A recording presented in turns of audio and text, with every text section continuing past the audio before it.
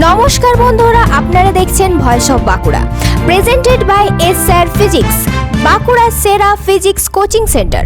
পারদ উঠছে কিন্তু কুয়াশা নামছে আরো ভয়ঙ্কর ভাবে। এমন ঘন কুয়াশা যে সকালে বেরোলেই মনে হবে রাস্তায় নয়, ধোয়ার সমুদ্রে হাঁটছেন।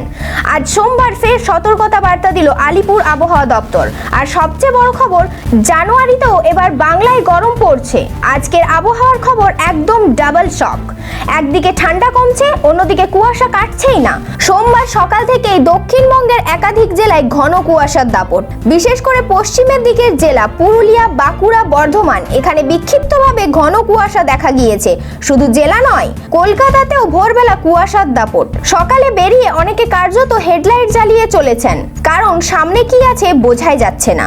এবার আসল টুইস্ট, আজ মঙ্গলবার তাপমাত্রা স্বাভাবিকের থেকে কিছুটা কম থাকলেও আলিপুর আবহাওয়া দপ্তর স্পষ্ট বলছে তাপমাত্রা এবার বাড়বে। বুধবারের মধ্যে কলকাতার সর্বনিম্ন তাপমাত্রা প্রায় 3 ডিগ্রি বেড়ে যাবে, সঙ্গে বাড়ছে সর্বোচ্চ তাপমাত্রাও। মানে কি দাঁড়ালো? শীত ধীরে ধীরে পাত্তা দিচ্ছে, কিন্তু কুয়াশা ছাড়তে চাইছে না। আজ কলকাতায় সর্বনিম্ন তাপমাত্রা ছিল প্রায় 14 ডিগ্রি সেলসিয়াস, সর্বোচ্চ তাপমাত্রা ছিল 25.2 ডিগ্রি সেলসিয়াস। অন্যদিকে পশ্চিমের জেলাগুলিতে তাপমাত্রা ঘোরাফেরা করছে 9 থেকে 11 ডিগ্রির মধ্যে।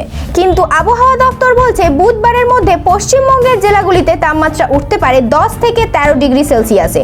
কুয়াশা নিয়ে কিন্তু সবচেয়ে বড় সতর্কতা, ভোরের দিকে মাঝারি থেকে ঘন কুয়াশা হতে পারে। যারা সকালে অফিস যাচ্ছেন, যারা স্কুলে কলেজের গাড়ি চালাচ্ছেন, যারা বাইকে বেরোন, আপনার জন্য এটা সাধারণ আবহাওয়া না, এটা ঝুঁকির সতর্কতা। এবার উত্তরবঙ্গ, সেখানে আপাতত ঘন কুয়াশা সতর্কতা জারি আছে। তাপমাত্রা ধীরে বাড়ছে ঠিকই, কিন্তু শীতের আমেজ যাচ্ছে না। আবহাওয়া দপ্তর জানিয়েছেন আগামী 5 দিনে উত্তরবঙ্গের সর্বনিম্ন তাপমাত্রা খুব একটা পরিবর্তন নেই। পার্বত্য এলাকায় থাকবে 2 থেকে 4 ডিগ্রি এবং নিচের দিকে জেলাগুলিতে থাকবে 8 থেকে 11 ডিগ্রি। আর তাই বাংলার আবহাওয়া এখন এক কথায় পারদ ঊর্ধ্বমুখী, কিন্তু কুয়াশা আরো ভয়ঙ্কর। এই ধরনের গুরুত্বপূর্ণ খবর সবার আগে পেতে আমাদের চ্যানেলটি সাবস্ক্রাইব করুন আর ভিডিওটি শেয়ার করতে ভুলবেন না।